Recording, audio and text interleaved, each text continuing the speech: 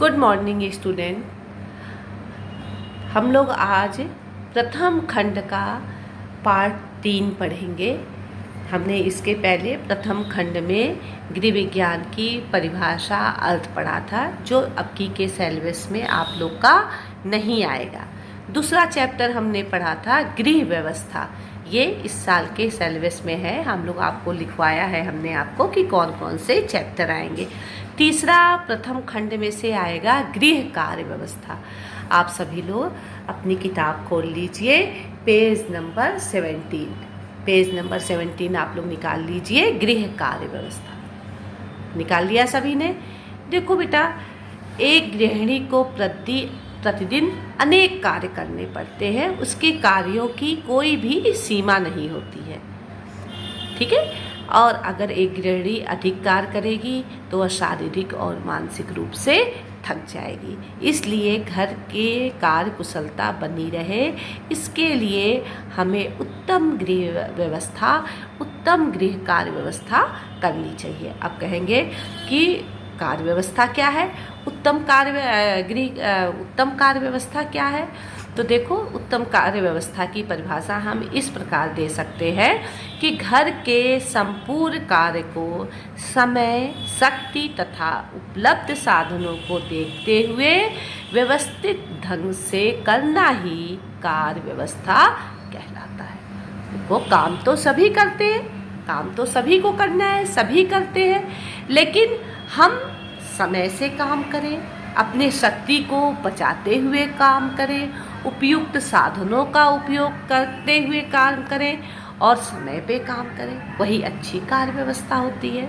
देखो, इससे क्या होता है, परिवार में सुख शांति बनी रहती है, घर में सभी कार्य समय से हो जाते हैं। तो इस तरह से हम देखते हैं कि हमें अपनी कार्यों को अच्छे से करना चाहिए, जिससे कार्य को हमें अपने समय से करना चाहिए, शक्ति को बचाते हुए करना चाहिए, मतलब अन्य साधनों का, उपलब्ध साधनों का प्रयोग करते हुए करना चाहिए। अब देखो, गृह कार्य व्यवस्था के क्या लक्षण हैं। देखो, कार्यों की योजना बना लें, कार्यों पे नियंत्रण रखें, जो भी हम कार्य करते हैं उसका मूल्यांकन कर लें। हमने गृह व्यवस्था में पढ़ाया था ना कि नियोजन क्या है, किसी भी कार्य को करने के पहले उसकी योजना बना लेना, फिर उस कार्यों का संचालन करना, फिर उस पे नियंत्रण करना और लास्ट में उसका मूल्यांकन कर लेना कि जो भी हमने कार्य किया वो सही किया या गलत किया। तो इस तरह से कार्य व्यवस्था अच्छे से होती है। देखो, एक बेटा काम करने का एक और बहुत महत्वपूर्ण कार्य है कि काम तो हम बहुत करते हैं, लेकिन हमें कार्यों का, अपने कामों का वर्गीकरण कर लेना चाहिए। हमें अपने कार्य व्यवस्था का वर्गीकरण कर लेना चाहिए। अब कार्य व्यवस्था के वर्गीकरण में क्या होता है कि कुछ कार्य तो हम दैनिक कार्य में कर लेते हैं, कार्यों को हम जो है दैनिक कार्य में करते हैं। कुछ कार्य ऐसे होते हैं जिसे हमें रोज करना होता है, जैसे घर की प्रतिदिन की सफाई, भोजन तैयार करना, बच्चों को नहलाना, कपड़े धोना, ये सब हमारे डेली के काम में आते हैं, खाना बनाना। फिर कुछ कार्य ऐसे होते हैं जो हम सप्ताह में एक बार करते हैं। वो क्या कार्य होते हैं?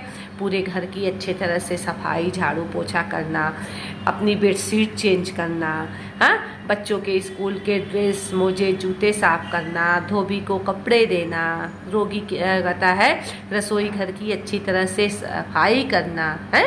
ये सब कार्य जो है साप्ताहिक कार्य में आ जाते हैं। अब देखो, कुछ कार्य मासिक कार्य होते हैं जो महीने में एक बार करते हैं। देखो, अब महीने में एक बार हम बाज़ार से अपना सारा सामान लाते हैं, उसको लाना, ठीक से रखना है, और जो हमारा स्टोर रूम है उसकी अच्छे से सफाई करना, अपने किताब कापी के रैक को एक बार अच्छे से सेट कर लेना, मसाले, अनाज पिसवाना है। महीने भर का हम अनाज, मसाला कहता है पिसवा करके, आटा, मसाले पिसवा के रख लेते हैं। महीने भर के बिलों का भुगतान करना, मकान का किराया देना, बिल देना, दूध दूध का फीस देना है। इस तरह से हम देखते हैं कि महीने के कुछ कार्य होते हैं।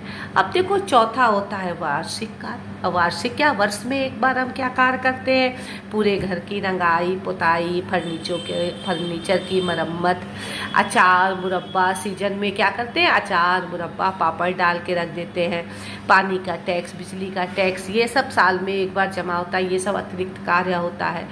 अब देखो सामायिक कार्य, क्या समय आने पे जो कार्य किया जाता है वो कार्य क्या होता है, जैसे जाड़े में स्वेटर बिनना है, और त्योहारों जन्मदिन इन सब पे अपना तैयारी करना, ये सब होता है समय आने पे जो हम कार्य करते हैं।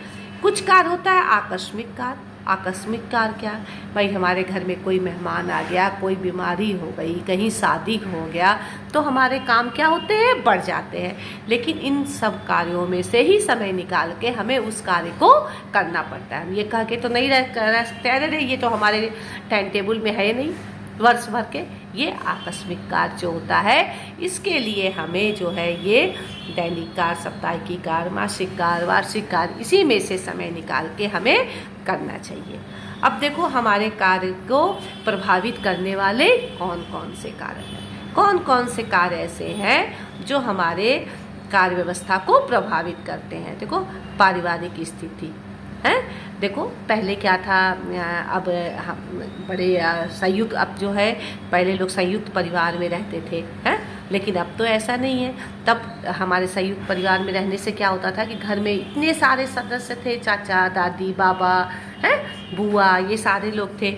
ये सब क्या करते थे, सारे अपने कार्यों को, कोई बच्चों को नहला दे रहा है, कोई पढ़ा दे रहा है, कोई खाना बना दे रहा है, कोई घर की सफाई कर दे रहा है। इस तरह से क्या होता था, हमारे कार्य जो थे वो बढ़ जाते थे। लेकिन अब क्या हो गया है, अब हमारा एकाकी परिवार, हम मम्मी पापा और बच्चे रहते हैं। इससे परिवार रहने वाले भाई है 5-6 सदस्य, लेकिन काम करने वाली एक केवल गृहिणी है। इससे क्या होता है कि काम जो है, थोड़ा सा गृहिणी की कार्यकुशलता जो है वह बढ़ जाती है, काम जो है गृहिणी को बढ़ जाता है, इसे ज़्यादा काम करना।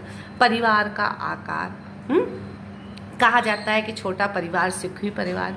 अगर परिवार छोटा है तो एक गृहिणी कार्य को अच्छे से करेगी, अगर परिवार बड़ा है तो उसे काम करने में ज़्यादा मेहनत लगाना पड़ेगा। इस तरह से हम देखते हैं कि कार्य व्यवस्था को प्रभावित करने वाले ये भी कारण है। बच्चों की संख्या, वही बात कि अगर बच्चों की संख्या कम है तो अच्छे से काम हो जाएगा, अगर बच्चों की संख्या अधिक है तो काम जो है बढ़ जाएगा। रीति रिवाज, देखो कुछ सामाजिक रीति रिवाज भी हैं जो कार्य व्यवस्था को प्रभावित करते हैं। जैसे बहुत से ऐसे लोग होते हैं जो इस तरह, मतलब कि ये सफाई करो, वो सफाई करो, चौके में बिना नहाए नहीं जाओ, मतलब तमाम ऐसे रीति रिवाज हैं जिनके द्वारा हमारी कार्य व्यवस्था जो है घट बढ़ जाती है।